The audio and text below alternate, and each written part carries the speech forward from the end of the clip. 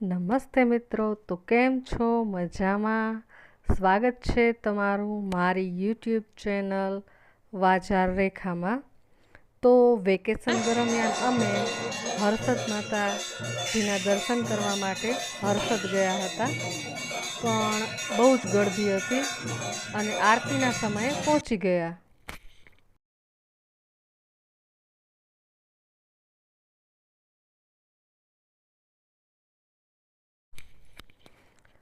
આમ તો મેં હર્ષદ અને હર્ષદ વનનો વિડીયો છે આની પહેલાં એક વખત મૂકી દીધો છે. તો અમે હર્ષદ માતાજીના દર્શન કરી અને ત્યાંથી આગળ હરસિદ્ધિ વન માટે નીકળ્યા. તો દરિયો છે એ ખૂબ જ મસ્ત દેખાઈ રહ્યો હતો અને ખૂબ મજા આવે એવું હતું. તો પહેલાં તો અમે 1-2 કલાક સુધી દરિયા કિનારે બેઠા, નાસ્તો કર્યો. ત્યાં સરસ મજાનું શંકર ભગવાનનું મંદિર હતું, તેના દર્શન કર્યા અને તમે જોઈ શકો છો કે ખૂબ જ મજા આવે એવું સરસ મજાનું વાતાવરણ છે. આમ તો તડકો હતો વેકેશન દરમિયાન, પરંતુ છતાં પણ દરિયા કિનારે ખૂબ જ મજા આવે એવું હતું. સરસ મજાના મોજા છે એ આવી રહ્યા હતા. યુગ જો ખૂબ જ મસ્તી કરી રહ્યો છે અને એ પણ ધ્યાનપૂર્વક ફોટો કે વિડીયો માટે થઈ અને દરિયામાં આગળ જવું અને ત્યાં ઊભા રહીને ફોટા પડાવવા એવું અમે બહુ ઓછું કરીએ છીએ. એકદમ સેફ જગ્યાએ ઊભા રહી અને વિડીયો તેમજ ફોટો બનાવીએ છીએ. તો દરિયાની ખૂબ જ મજા અમે માણી અને ત્યાં સરસ મજાના શંખ અને સરસ મજાના નાના નાના પથ્થર એ પણ અમે ઘણા બધા ભેગા કર્યા અને મને તો ખૂબ જ મજા આવી ગઈ. દરિયા કિનારે યુગે ભગવાન શંકર ભગવાનના ભભૂતિથી જો આવડો મોટો બધો ચાંદલો કરી દીધો છે. હા, પણ એક વસ્તુ છે કે જો આપણે કોઈ સરસ મસ્ત વિડીયો બનાવી દઈએ તો વધારે સરસ આવે. આપણે જાતે ને જાતે બનાવવાનો પ્રયત્ન કરીએ તો થોડુંક સરખું ના બને અને બીજા નંબરમાં આપણે તો એમાં દેખાય જ નહીં. તો આ જાતે જ વિડીયો બનાવું છું. યુગને તો ખૂબ જ મજા આવે દરિયા કિનારે. અહીં મારો ભાઈ, ભાભી અને બધા બેઠા છે, દિયા અને યુગને. આ યુગ અને તેના પપ્પા. તો પાછળ શંકર ભગવાનનું મંદિર છે એ દેખાઈ રહ્યું છે. એટલે ખૂબ જ મજા કરી દરિયા કિનારે. મસ્ત ઠંડો પવન, ઘણા બધા લોકો હતા અને મસ્ત વાતાવરણ હતું. ત્યારબાદ અમે હરસિદ્ધિ વન ગયા. તો એનો પણ મેં સરસ મજાનો વિડીયો આની પહેલાં મૂકી દીધો છે, પરંતુ ત્યારે ઉતાવળ હતી ત્યારે આ પાર્ટ છે એ અમારે બાકી રહી ગયો હતો.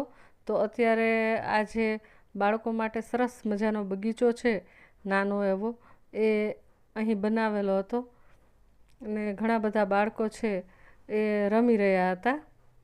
તડકાના કારણે નાના નાના બાળકો છે ઓછા હતા, પણ છતાંય બાળકો તો હિંચકા ને એવું બધું જોવે એટલે રીએ નહીં. અને સરસ મજાનું અહીંયા પાણીની વ્યવસ્થા અને ખૂબ જ સરસ છે અને ઘણા બધા ફૂલો,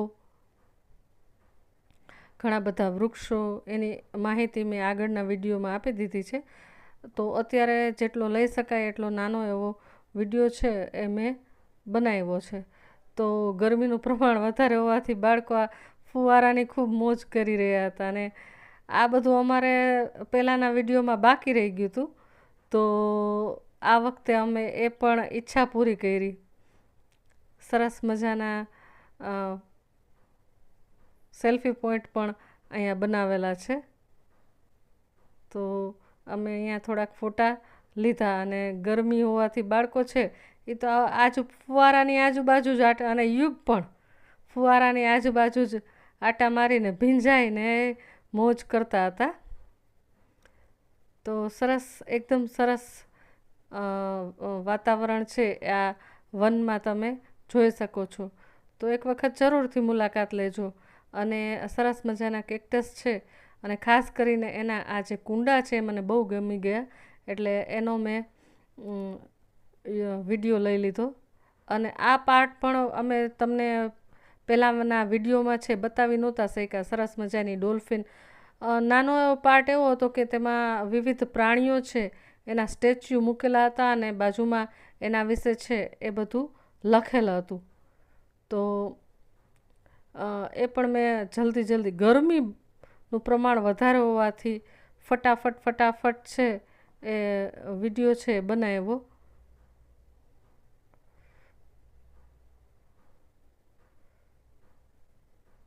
તો અહીંયા જુદા જુદા પક્ષીઓ પ્રાણીઓ એના સ્ટેચ્યુ છે બનાવેલા છે અને બાજુમાં એના વિશે માહિતી પણ લખેલ છે. બે બાજુ સરસ મજાના મોટા મોટા કાચબા છે એના સ્ટેચ્યુ મૂકેલા હતા, તમે જોઈ શકો છો.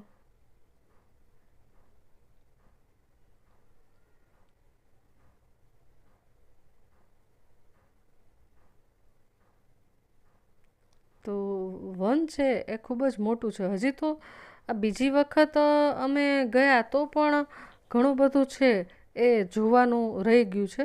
પહેલા પાર્ટમાં અમે જે આપણી સંસ્કૃતિ વિશેની માહિતી ને બધું હતું એ જોયું હતું ને બીજી વખત અમે જ્યારે અહીંયા આ વનમાં આવ્યા ત્યારે હરસિદ્ધિ વનમાં તો આ જે નાના બાળકો માટેનો બગીચો છે અને અહીં જે આ પ્રાણીઓના સરસ મજાના સ્ટેચ્યુ મૂકેલા છે અને તેના વિશે માહિતી લખેલ છે એ જોઈ લ્યો. સિંહણ અને તેના બચ્ચા બહુ જ સરસ બનાવેલ છે.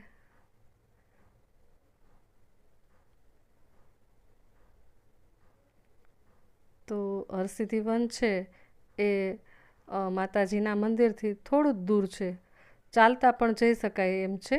તો એક વખત એની મુલાકાત તમે જરૂરથી લેજો. અને એમાંય વરસાદ પછી તો સરસ મજાના જુઓ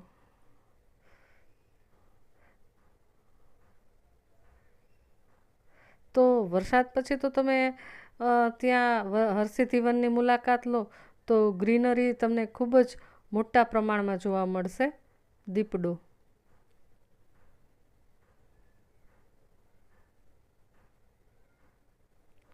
તમે જોઈ શકો છો કેટલું વિશાળ છે. આગળ હરણ છે એના સ્ટેચ્યુ મૂકેલા છે. તો મિત્રો, જો તમને આ વિડીયો ગમે તો લાઈક શેર સબસ્ક્રાઈબ કરવાનું ભૂલશો નહીં અને કોમેન્ટ પણ કરજો.